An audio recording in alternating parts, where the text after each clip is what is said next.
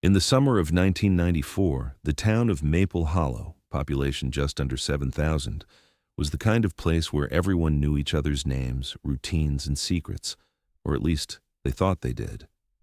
It was the kind of community where the local grocery store displayed trophies from high school football games, where Friday night meant church fish fries, and where any child's success was celebrated as if it belonged to the whole town. In those days, no one shined brighter than 8-year-old Lily Ann Carter.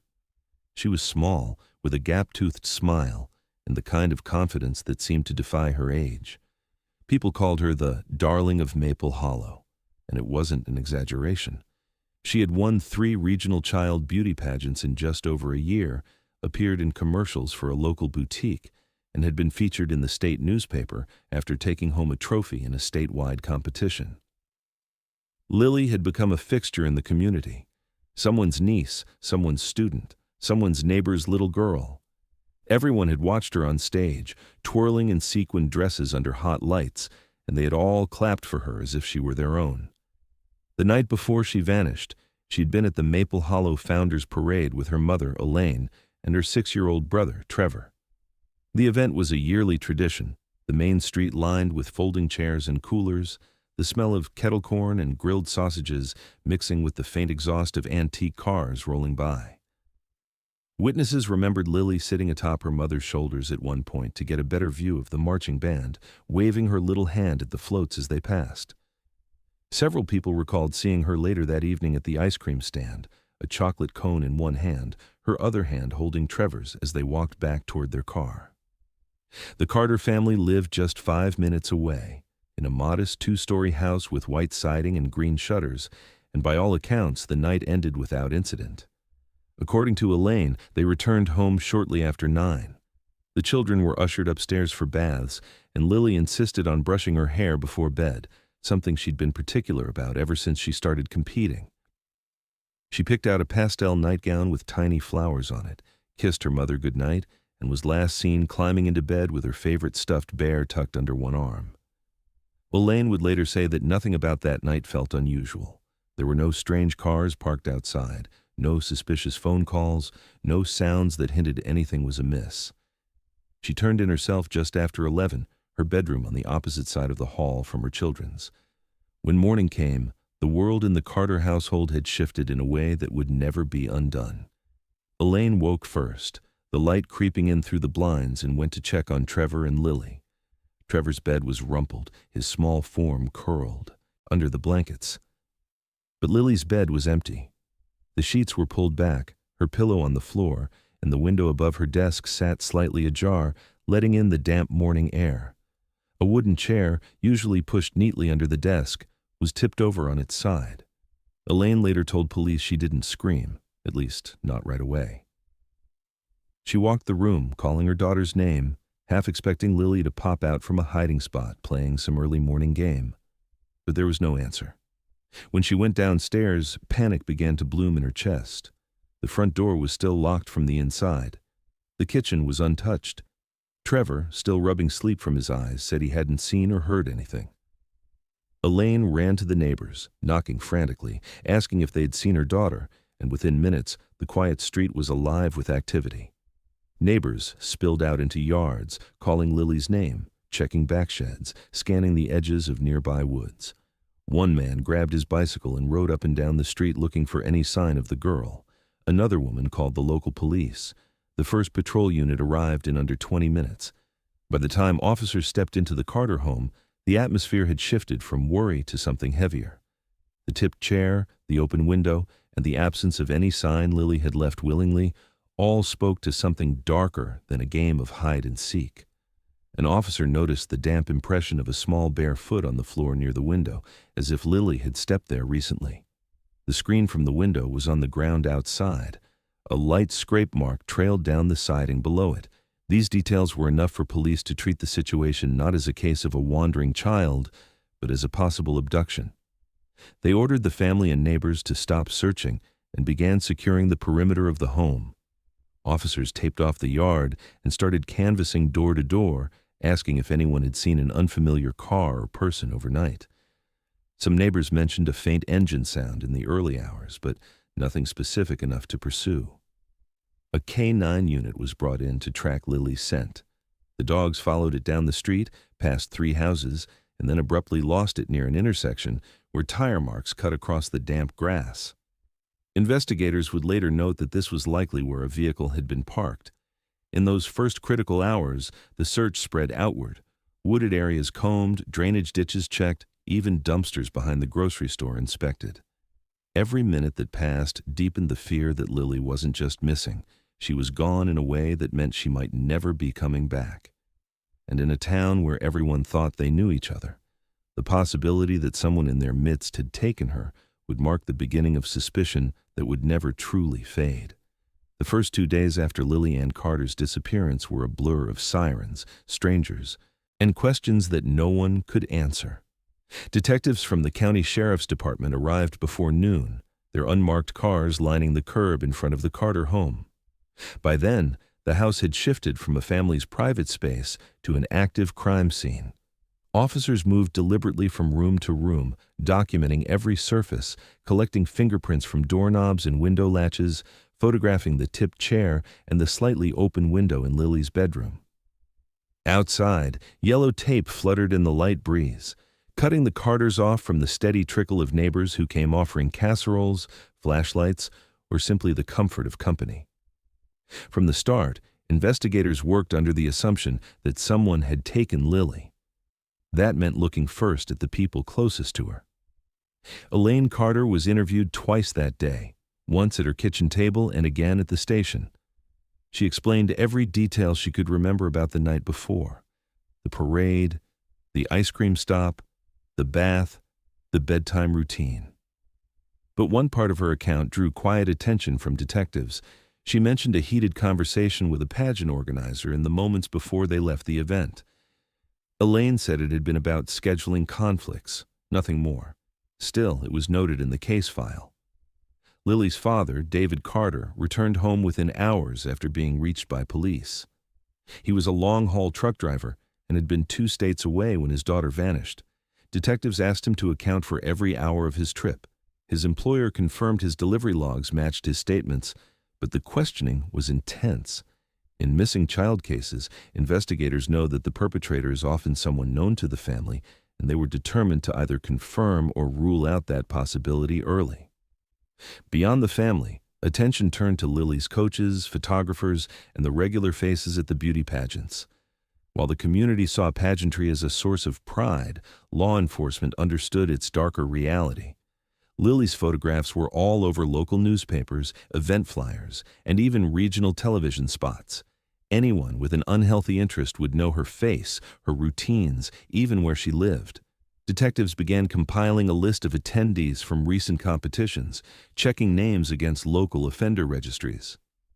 As interviews continued, small fragments of memory began to surface from the neighborhood. 2 residents reported seeing a dark sedan idling near the Carters' driveway on the night of the parade. One thought it was black, the other dark blue. Neither could identify the driver, but both placed the car there sometime between 10 and 11 p.m., a time when Lily was already supposed to be asleep. Another neighbor remembered hearing a car door close softly, though they couldn't recall the exact hour. None of it was concrete, but together it began to form a faint outline of something planned, deliberate. Hoping. For a break, investigators set up a command post at the local community center. Volunteers gathered to help distribute missing person flyers, each bearing Lily's smiling school portrait, her name printed in bold letters beneath the words, "Have you seen me?" Local businesses taped them in their windows, church groups handed them out at Sunday services, and stacks were left at gas stations and grocery store counters. At the same time, deputies coordinated with the highway patrol to establish temporary roadblocks on the main routes in and out of town, stopping cars, showing drivers Lily's photo, and asking if they'd seen anything unusual. K-9 units were brought back for a second attempt to track Lily's scent. Starting from her bedroom, the dogs followed a trail through the backyard, along the sidewalk, and down the street. They passed several houses before abruptly stopping near the intersection by the old bus stop. Handlers tried to restart the search, circling the area, but the scent was gone. Investigators believed this was where Lily had been taken into a vehicle, possibly the same dark sedan reported by neighbors. Despite the urgency, there was no ransom note, no phone call, nothing to indicate the abduction was financially motivated. That absence only deepened the sense of dread. With no clear suspect, the investigation widened. Officers visited nearby motels, checking guest logs for unfamiliar names. They pulled security tapes from gas stations, hoping to spot the sedan. Patrol units combed the roads leading out of town, some extending their search into neighboring counties. By the end of the second day, the Carter family's living room was crowded with boxes of donated food, stacks of flyers, and a growing collection of stuffed animals and flowers left by neighbors. Elaine sat quietly in a corner, a photo of Lily clutched in her hands, while David stood by the front window, staring at the street as if willing his daughter to appear. Outside, the street lamps flickered on, casting pale light over the yard where police still moved between cars. The urgency of the first hours had given way to a grim, focused determination. Every lead mattered, but for now, the one that stood out was the simplest and most troubling, the trail ending at the bus stop, swallowed by the night.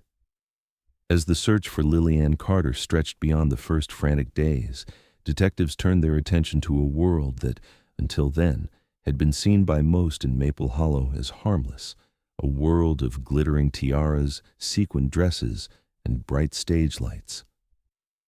The child beauty pageant circuit had been Lily's second home, but to investigators, it also represented an arena where strangers could gain easy access to children under the guise of harmless admiration. They began by compiling rosters of recent events, speaking to organizers, makeup artists, and photographers. Almost immediately, a troubling pattern began to emerge. Several adult men had been noted attending pageants in the past year without accompanying children. They were often seen with cameras, lingering at the edges of the stage, blending into the background. One name stood out early: Mark Fuller, a local photographer in his late 40s, known in the community for his work at sports events and weddings. Fuller had been arrested 3 years earlier for trespassing on private property while photographing a group of neighborhood kids playing in a park. Though the charges had been dropped, the incident remained on record. When detectives brought him in for questioning, he was calm but guarded. He claimed he had been working at a high school graduation the night of the parade and insisted he hadn't seen Lily since a pageant 2 weeks prior. His alibi was partially verified. Several people remembered him being at the event, but there was a gap in the timeline late that evening that he couldn't fully explain. Without concrete evidence linking him to Lily's disappearance, police had to release him. The interviews with Lily's circle of friends brought another chilling detail into focus. One of her closest pageant friends, a girl the same age, told investigators something she had overheard just days before Lily went missing.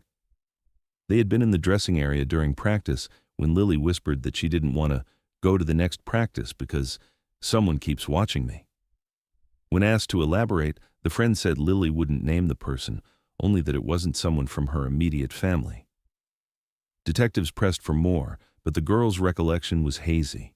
She'd been distracted by getting ready for her performance, and the comment hadn't seemed important at the time. Now, it hung over the investigation like a shadow.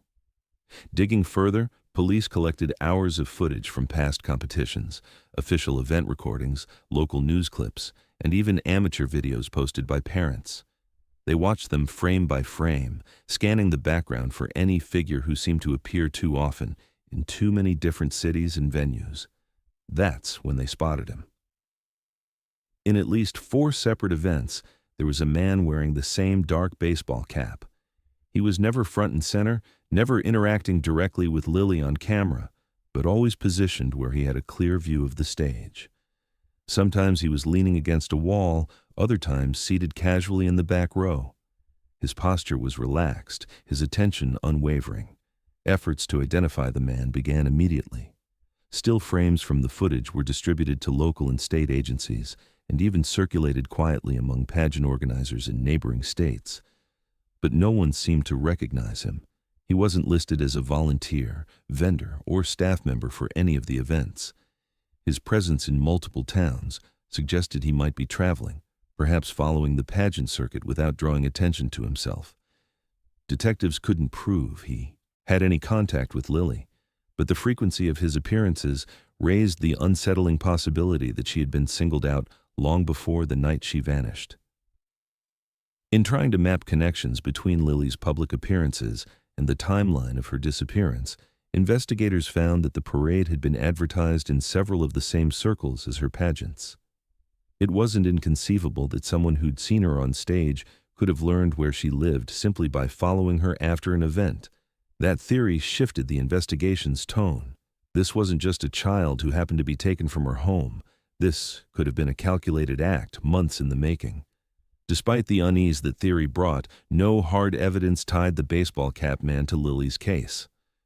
Leads from the circulated images led to dead ends, men who vaguely resembled him but had verifiable alibis. The frustration inside the task force was mounting. The sense that they were circling someone who had slipped just beyond their reach was palpable.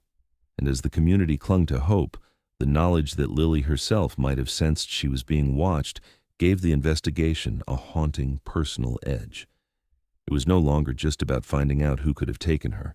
It was about finding the man whose presence in her world had gone unnoticed until it was too late.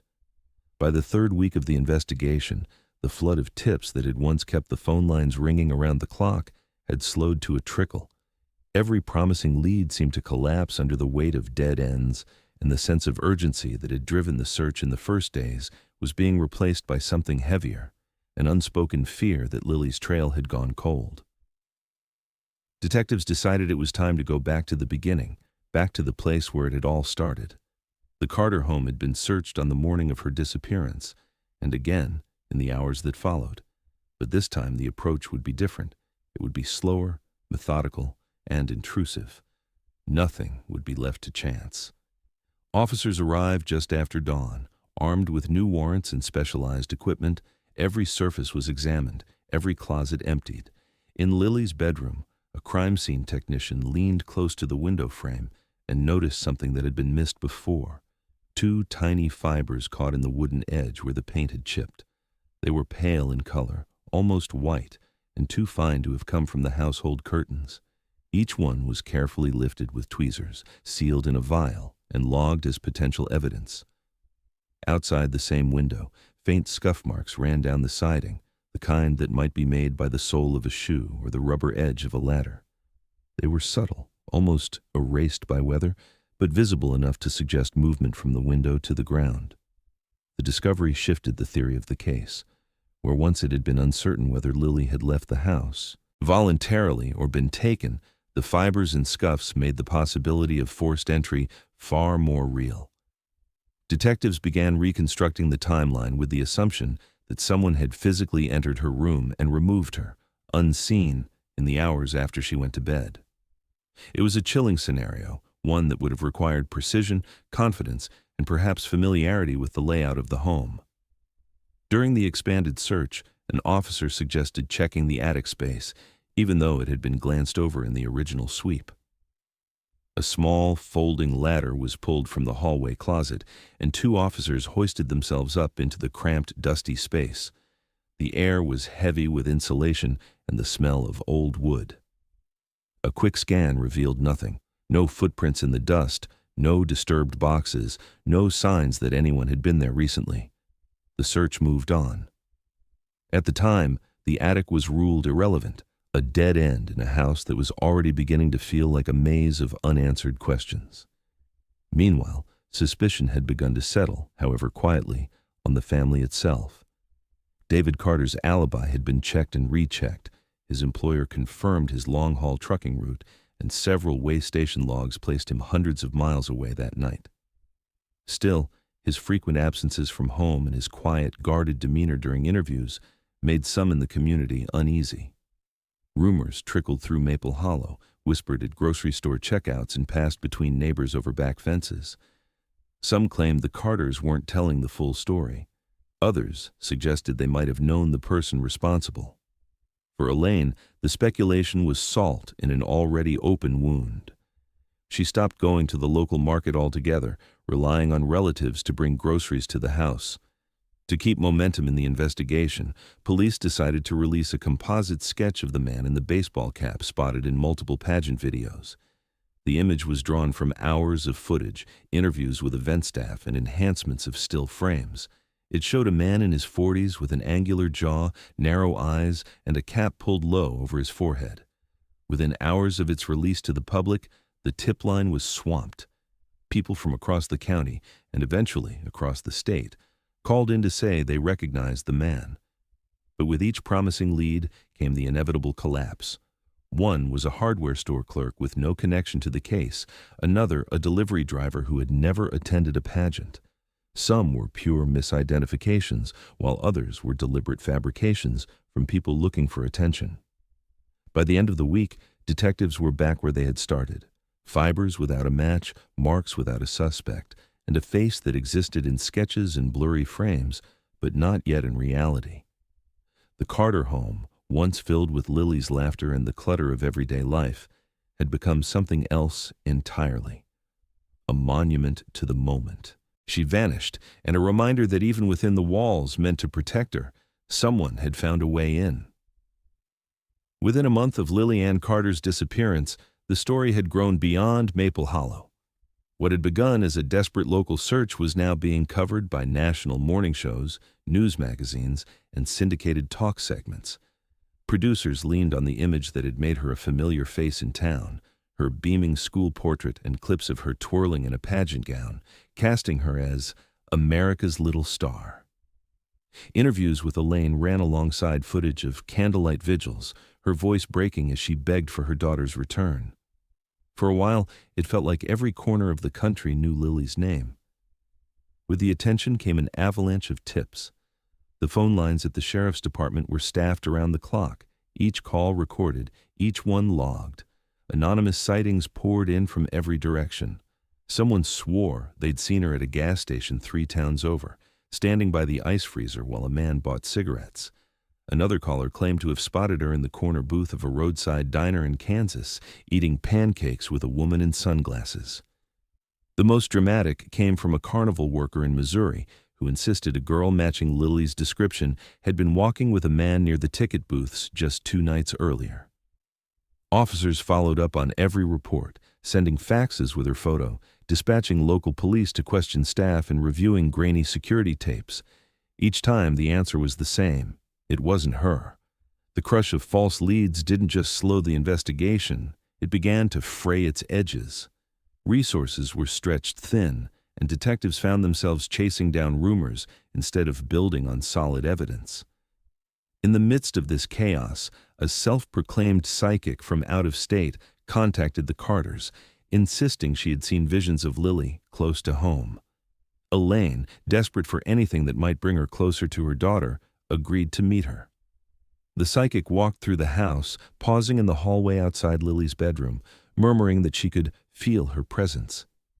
She pointed toward the attic and repeated that Lily had been nearby for longer than anyone realized.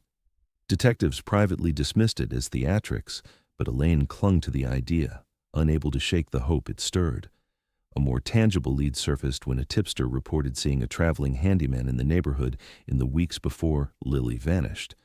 He had been working odd jobs, roof repairs, gutter cleaning, mostly for elderly residents. The description was vague but matched a man who had briefly stayed at a low-budget motel on the edge of town. Detectives tracked him down in another county, only to find that his time card from a construction site hundreds of miles away cleared him entirely. Another promising thread cut short. As summer turned to fall, the media cycle shifted. News stories replaced Lily's on the evening news, and the flood of calls slowed to a trickle. Without fresh developments, the spotlight dimmed. The search efforts became quieter, more private. The Carters organized a candlelight vigil on the 1-year anniversary, lining the steps of the courthouse with flickering lights and framed photos of Lily. Neighbors, teachers, and former classmates came, but the crowd was smaller than the family had hoped. The following year, they held it again, and again after that, each time with fewer attendees, though Elaine never failed to show, holding a candle in one hand and her daughter's picture in the other. Inside the house, the absence settled in like an unwelcome tenant. David grew more withdrawn with each passing year, speaking less to reporters and even less to friends. He spent long hours in the garage, tinkering with tools, avoiding the living room where Lily's trophies still stood in neat rows. Trevor, who had been too young to fully grasp what happened at the time, began waking in the middle of the night screaming. He couldn't always explain what the nightmares were about, only that they involved someone at the window. Doctors called it night terrors, a stress response to early trauma. Elaine wondered if somewhere deep down he remembered more than he could say. By the time the third anniversary approached, the investigation had no active leads. The case file was thick, the evidence box sealed and shelved, but nothing pointed clearly to what had happened that night in 1994. What remained were fragments: a window left ajar, scuff marks on siding, a man in a baseball cap no one could name, and the relentless ache of not knowing. And though the cameras had long since moved on, the Carters' front porch light still burned through the night, a small, stubborn signal that they had not stopped waiting. By 1997, 3 long years had passed since the night Lily Ann Carter vanished, and the case had transformed from an urgent manhunt into a haunting file tucked away in the sheriff's department archives. The binder of reports had grown thick, pages of interviews, tip logs, forensic notes, and maps, but nothing in it offered a clear path forward. Evidence boxes, each labeled with her name and case number, sat stacked in the department's storage room, their cardboard edges softening with time. The officers who had once stood in the Carter living room making promises to find her had moved on to other assignments, their places filled by new faces who knew Lily's story only from the grainy photographs in the file. For the Carter family, time had not dulled the absence, it had only deepened it. Inside the house on Maple Hollow's east side, Elaine Carter had preserved Lily's bedroom as if freezing it in the summer of 1994. The bed was always made, its floral quilt smoothed perfectly over the mattress. Her trophies and ribbons still lined the shelf above the desk, each one polished, their metallic surfaces catching the light. Dresses from past competitions hung neatly in the closet, some still carrying the faint scent of hairspray and perfume. The room felt untouched, yet heavy, more like a shrine than a place where a child once slept. Elaine dusted it weekly, refusing to pack away a single thing, as if keeping it ready for Lily's return might somehow make it happen. Life outside their home had shifted in subtle but telling ways. The neighbors who had been part of the frantic first searches began moving away. One family that had lived directly beside the Carters for over a decade sold their house that winter. When their property sat empty for a few weeks, it opened an unobstructed view of the Carters' side yard from the street, something that hadn't been possible in years. Elaine didn't think much of it, but to a trained investigator, the change altered the way the house could be observed, the angles from which it could be approached. It was around this time that Detective Ryan Harlow, newly transferred into the department, began reviewing cold cases as part of his rotation. He was only in his early 30s, but meticulous in his approach, combing through old files with a patience that others sometimes found tedious. When he reached the Carter case, he noticed small gaps in the original reports. Nothing glaring, just inconsistencies in how certain areas of the property had been searched. Notes from the first days referenced the attic only briefly, describing a limited inspection with no notable findings. Harlow marked it with a question, not because he believed it held the answer, but because he knew in cold cases the smallest overlooked detail could sometimes unravel everything. His review of photographs taken during the initial search also caught his attention. In some images, the window in Lily's room was documented from the inside, but never from a direct angle outside. The scuff marks noted years later were absent from these early shots, not because they weren't there, but because no one had photographed them up close at the time. This wasn't negligence, just the reality of a frantic investigation unfolding under immense pressure. Still, it meant there were elements of the original scene that had never been preserved the way they should have been. Harlow requested the evidence boxes from storage and spent an afternoon going through them piece by piece. There were photographs of the fibers collected from the window frame, the composite sketch of the man in the baseball cap, transcripts of interviews with neighbors, and even hand-drawn maps from the K-9 tracking sessions. As he worked, a picture formed in his mind, not of the night itself, but of the investigation's progression. It was clear that once the initial leads dried up, the case had become reactive, chasing tips rather than proactively re-examining the physical environment. By the time he closed the last box that evening, Harlow had decided to do what no one had done in nearly 3 years. Go back to the Carter house in person, walk through every room, and see it with fresh eyes. He knew it would be invasive, and he knew the family had endured more than their share of visits from police, but he believed they might understand if he explained his reasoning. If nothing else, he wanted to verify that every corner of the home had truly been searched the way the reports claimed. When he knocked on Carter's front door 2 days later, Elaine looked surprised but let him in. As she led him through the familiar rooms, he noticed how little had changed, how time seemed to have stopped in that space. But when he reached the hallway outside Lily's bedroom and looked up at the small square hatch in the ceiling, he paused. It wasn't just that the attic had been ruled irrelevant all those years ago.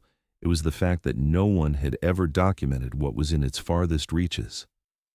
Standing there, staring at the closed hatch, Harlow felt the first stirrings of a question he couldn't yet put into words, one that would soon lead him back into the darkest corners of the house.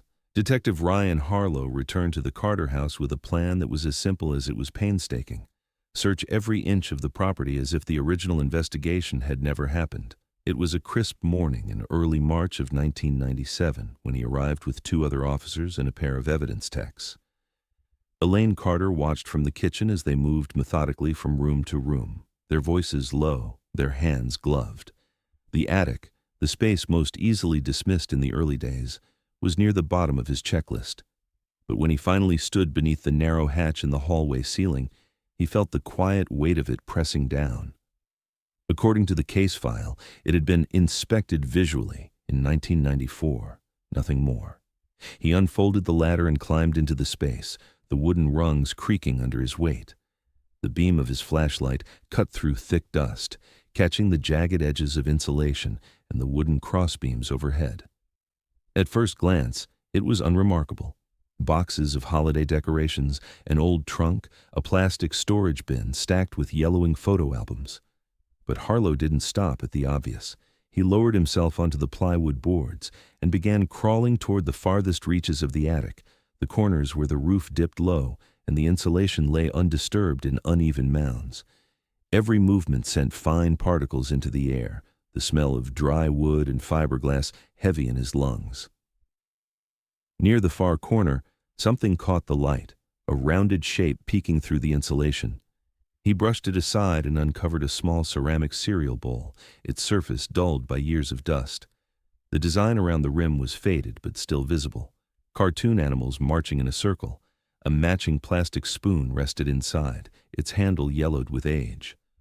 For a moment, he thought it might be a forgotten toy set, something misplaced long before the family moved in.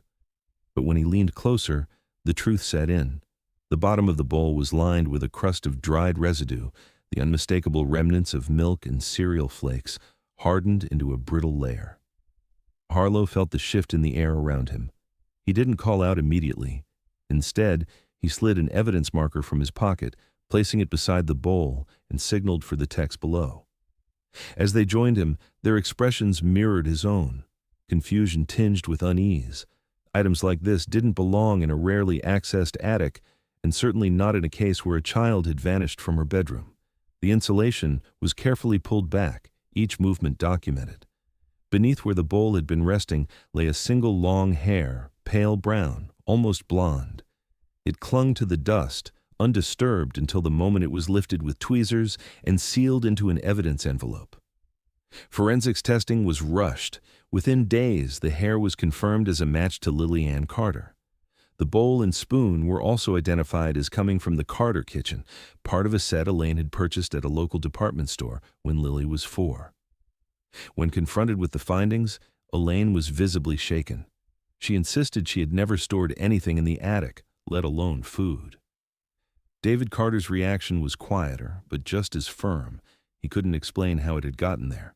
Neither could offer a reason why their daughter's hair would be found next to it, tucked into the farthest, least accessible corner of their own home. The discovery reframed everything investigators thought they knew. The working theory shifted from an abduction that began outside the home to something far more disturbing, that Lily may have been hidden in the house itself, at least for a time, after she disappeared. The condition of the serial remnants suggested they weren't recent, but forensic dating was imprecise. All it confirmed was that the milk and flakes had been there for years, possibly since the summer she went missing. The layout of the attic made the scenario chillingly plausible. It was large enough for someone to sit or crouch in that far corner, out of sight from anyone making a quick scan. From there, the faint sounds of the house below, the creak of stairs, the slam of a door, would have been audible. If Lily had been brought up there during the initial search, she could have been hidden in plain sight, shielded by the very structure meant to protect her. But the implications were almost too much to process. For that to be true, someone would have needed access to the house during those critical first hours, someone who knew the attic was rarely checked. Could the abductor have entered while searchers combed the neighborhood? Could they have returned later, after the family and police left a room unattended? The possibilities unsettled even the most seasoned detectives. When the media caught wind of the attic discovery, the case surged back into the public eye. Reporters fixated on the eerie image of the dust-covered bowl, calling it the attic clue. Headlines speculated wildly. Was the cereal given to comfort a frightened child, or to keep her quiet? Talk shows debated whether the abductor had been inside the home longer than anyone realized. Elaine refused most interview requests, but in one brief statement to a local paper, she said, "If it means she was here after we thought she was gone, I don't know whether that's a comfort or a nightmare." The attic was searched again, this time inch by inch, but no other physical evidence was found. There were no fingerprints on the bowl or spoon. Time and dust had erased them. No footprints in the insulation that could be matched to a shoe size, just the objects themselves, mute and incriminating in their strangeness. For Harlow, the discovery was a turning point. It was proof that something in the original search had been missed, but it also raised questions no one could answer. If Lily had been in the attic, how long had she been there? Who had put her there? And how had they managed to leave no trace beyond a single hair and a forgotten bowl of cereal? Those questions would haunt the investigation long after the day the insulation was pulled back, revealing a clue that should never have been there at all. The discovery in the attic rippled through the community like a shockwave. Within days, the image of the dust-covered cereal bowl and plastic spoon appeared on news broadcasts across the country, each anchor repeating the same haunting fact, that it had tested positive for Lily's DNA. The public fascination with the case, dormant for years, roared back to life. Talk radio programs dissected the find in real time, debating what it meant. Some saw it as proof that Lily had survived for a period after she vanished, hidden somewhere no one had thought to look. Others saw something darker, a suggestion that her abductor had moved through the Carter home with chilling confidence, perhaps even while searchers were still combing the neighborhood outside. For the investigation, the attic clue was both a gift and a curse. On one hand, it was physical evidence, something tangible in a case built on fading memories and dead ends. On the other, it opened a dozen disturbing possibilities. One of the most unsettling theories was that Lily had been concealed in the attic during the very first police sweep. The search of that space in 1994 had been cursory at best. If someone had pushed her far enough into the corner and covered the area with insulation, she could have been overlooked entirely. The presence of the cereal suggested she had been fed, which meant she had likely been alive for at least some time after disappearing from her bed. Whether those hours turned into days remained unknown. Detectives also considered the possibility that the attic had been used as a temporary holding place while the abductor waited for the right moment to leave the house. In that scenario, the most disturbing question wasn't how Lily got into the attic. It was who had carried her there and how they had moved through the home without anyone noticing. The Carters' house had been filled with people in the first hours, officers, neighbors, family members. Could someone familiar with the layout have slipped inside during the chaos, climbed up, and then back out unnoticed? The thought was enough to make veteran investigators uneasy. The theory inevitably casts suspicion back toward the family. If Lily had been in the attic after she was reported missing, it implied someone in the household, or someone with access, had played a role. Detectives re-interviewed Elaine and David Carter, probing timelines and rechecking their alibis. Elaine's reaction to the attic discovery had been one of shock, but investigators noted that she also seemed deeply unsettled by the idea that her daughter might have been so close without her knowing. David remained mostly quiet in public, but insisted to police that the attic had never been used for storage beyond the boxes of decorations. Without any additional evidence, suspicion couldn't move beyond speculation, but whispers began circulating in Maple Hollow again. Some neighbors quietly admitted to reporters that the find made them question things. Beyond the immediate circle, the re-emergence of the case drew in a new wave of attention from outside voices. Amateur sleuths, emboldened by the rise of online forums in the late 1990s, began trading theories and scanning archived articles for inconsistencies. Old details were dragged back into the light, none more than the composite sketch of the man in the baseball cap. The image, which had generated hundreds of tips years earlier, was scanned and posted online, sparking a flurry of renewed speculation.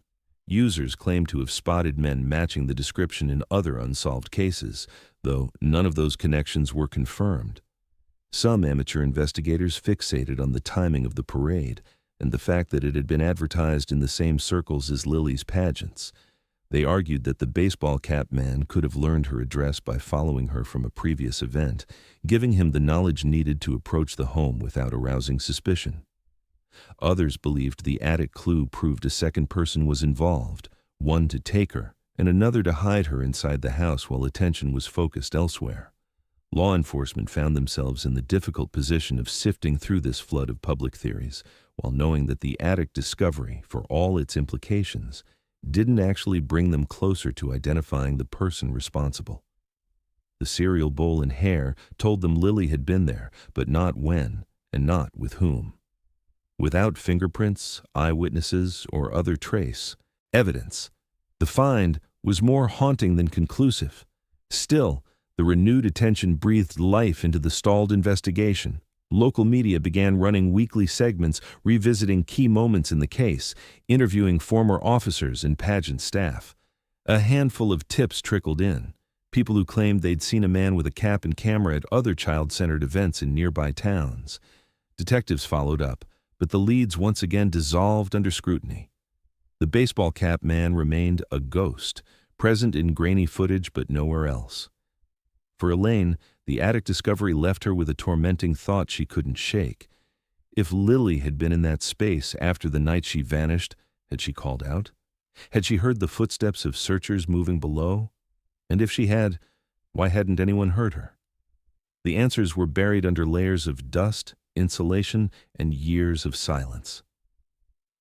By the close of that year, the frenzy around the attic clue had begun to cool, but the questions it raised lingered. Theories continued to circulate, some plausible, some wild, but none could be proven.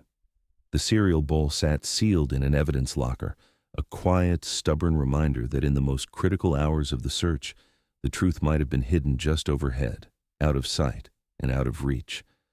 The attic discovery had reignited the case in the public eye, but weeks passed without any new, actionable leads. Then, in late autumn of 1997, a call came into the sheriff's department from a man living 2 towns over. He introduced himself as a former handyman, said he'd been following the recent news coverage, and that something about the attic clue had triggered a memory he couldn't shake. Back in the summer of 1994, just a few weeks before Lily disappeared, he had been hired to repair shingles on the Carter's roof. It was a small job, half a day's work, but partway through, while carrying tools through the hallway, he saw a man emerge from the attic hatch. The handyman described the man as being in his late 30s or early 40s, medium build with dark hair and a slight stubble. He wore work boots and a faded flannel shirt, and when he noticed the handyman watching, he said he was just checking the wiring. It seemed casual enough at the time. The handyman assumed he was a relative, maybe helping the family with some home repairs. The moment was brief, just a passing encounter in a busy day, and until now, it had never occurred to him that it might be important. Detectives listened carefully. The detail was unlike anything else in the case file. In 1994, no one had reported seeing a stranger in the home before Lily's disappearance, much less coming from the very space where her hair and cereal bowl would later be found. But when they pressed for more, the handyman's recollection faltered. After 3 years, the edges of the memory had worn thin. He couldn't recall the exact day, couldn't describe the man's eye, color, and wasn't even certain whether he had carried any tools or equipment. He was sure, however, that he had never seen the man again. Investigators compared his description against every person of interest from the original investigation: the pageant photographer, the traveling handyman who'd been cleared, and of course, the unidentified baseball cap man. None matched cleanly. The man he remembered hadn't been wearing a cap, and nothing about his clothes fit the known suspects. They expanded the search to include old contractors, electricians, and relatives of the Carters, but the trail was too cold. Employment records had been lost or destroyed, addresses were outdated, and some potential witnesses had moved away entirely. Hoping to at least confirm whether the attic had been accessed during that period, forensic specialists were brought in to analyze the insulation and dust patterns. Using methods that could only estimate time frames, they determined that the far corner of the attic, the same spot where the bowl had been found, had been disturbed sometime in the mid-1990s. It wasn't exact science, but the results aligned with what investigators now feared. Lily had almost certainly been in that space after she disappeared. The implications were crushing. If the handyman's account was accurate, it meant that someone unaccounted for had not only been inside the Carter home before the abduction, but had direct, unobserved access to the attic. It was possible the man had been staking out the space, preparing it, or even using it in ways the family never realized. That would explain the eerie comfort of the cereal bowl, food brought for someone who was never meant to be found. But with no name, no photographs, and only a faded recollection to go on, the lead stalled. The handyman, frustrated, apologized repeatedly for not coming forward sooner. Detectives told him it wasn't his fault. Memories only sharpen when new details bring them into focus.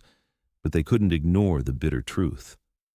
If this tip had been reported in 1994, when tracks were fresh and people's faces could be placed with certainty, it might have been the break they needed. Now it was just another shadow in a case built on them. In the end, the lead was written into the file and marked as unresolved. It joined the list of haunting maybes: the baseball cap man, the dark sedan, the scuff marks, and now the stranger emerging from the attic. Each pointed to the same grim possibility, that Lily Ann Carter had been closer than anyone realized, hidden above the heads of those who searched for her, while the person responsible walked away unseen. The lead about the stranger in the attic had flickered like a match in a dark room, then burned out just as quickly. Without a name, a photo, or a traceable connection, investigators could do little more than file it away with the rest of the case's lingering maybes. And so the momentum, once again, bled out. The task force dedicated to Lily's disappearance was quietly dissolved. Detectives were reassigned to other cases. The attic cereal bowl, sealed in its evidence bag, sat in a locked cabinet at the county sheriff's department, its chain of custody sheet marked with fewer and fewer signatures as the years went on.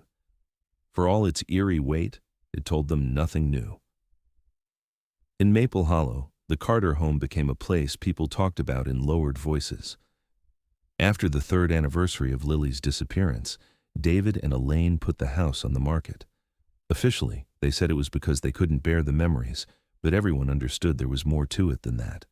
Every creak of the floorboards, every glance toward the attic hatch, carried the unspoken question of what had happened in that space. They bought a smaller house on the far side of town, closer to Elaine's sister, and quietly moved out one rainy afternoon in 1998. The property sat vacant for months, the for sale sign leaning slightly in the wind. Potential buyers came to look, but didn't stay long. Some admitted later they had recognized it from the news and couldn't imagine raising a family there. Eventually, the listing expired, and the bank took it back. Over time, the once proud white siding dulled to a tired gray. Weeds crept up along the front steps, and ivy began to claim the side walls, windows clouded with grime. Inside, dust settled thick on every surface. The attic, with its dark corner and its unanswered questions, remained untouched. Local kids, especially teenagers, began daring each other to go inside. The dares were never about stealing or vandalizing, though the occasional window pane was cracked. They were about testing courage. The story had taken on a life of its own. They called her the attic girl now, whispering that if you stayed too long in the house at night, you could hear her footsteps overhead or the faint clink of a spoon against a bowl.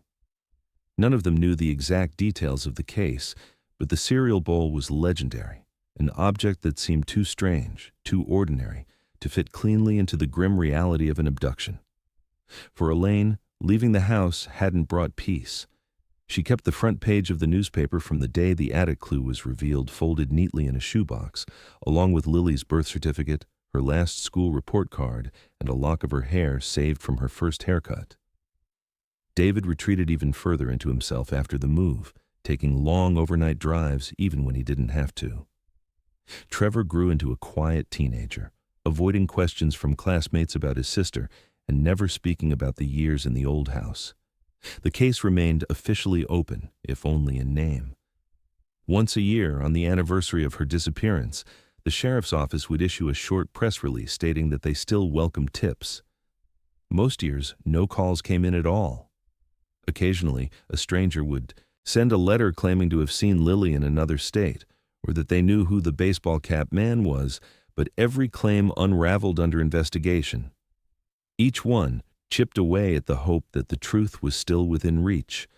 By the early 2000s, the Carter house had become part of Maple Hollow's folklore. Stories about it were told at sleepovers and around campfires, shifting with each retelling. The details blurred. Some versions claimed police had found a whole cache of belongings in the attic. Others said the family had hidden the cereal bowl themselves. But in all of them, the attic was the center, the place where something unspeakable had happened just out of sight. Inside the sheriff's department evidence room, the bowl remained exactly as it had been found. Its cartoon animals were barely visible now under the fine scratches on the glaze, its handle brittle with age. The hair, sealed separately, was still labeled Item Number 46, Lily Carter confirmed. Detectives who had worked the case and since retired would occasionally stop by to see it, as if hoping that staring at it might unlock some buried insight. But the object offered no answers. It was mute, stubborn, and final. New investigators coming into the department would read the Carter file as part of their cold case orientation. Many came away unsettled, not just because of what was in the file, but because of what wasn't. There were no crime scene photos of the attic before the insulation was disturbed, no time-stamped proof of exactly when that corner had last been touched before 1997, no definitive link between the bowl and any suspect. In a case defined by near misses and unanswered questions, the attic clue was the most haunting of them all because it confirmed one terrible truth without explaining the rest. Lily had been there. Years later, the house was finally purchased by an out-of-town investor who intended to renovate it for rental. The work crew who came in stripped wallpaper, replaced carpet, and repainted the siding. One of them, unaware of the home's history, opened the attic hatch and remarked on how cramped and dusty it was in the far corner. Another, who had grown up in Maple Hollow, told him to leave it alone. That was the attic girl's spot, he said, and nothing good would come from messing with it. No one was ever arrested for the disappearance of Lily Ann Carter. No new physical evidence was recovered after the attic search. The cereal bowl remained the last tangible sign that she had existed beyond the night she was reported missing. It sat in the evidence locker like a frozen fragment of time, a reminder to investigators that sometimes the most damning clues come too late to make a difference. And so the case endures, a wound that never closes. The Carters eventually left Maple Hollow altogether, moving to another state where their names and faces weren't recognized in grocery store aisles. But in the town they left behind, The eased house still stands, its roof repaired, its walls repainted, its windows replaced. To most, it's just another aging rental property. But to those who remember, it will always be the place where a little girl vanished into the dark and where, years later, a single bowl of cereal was found sitting in the attic, silent proof that she had been closer than anyone dared imagine while the truth remained just out of reach.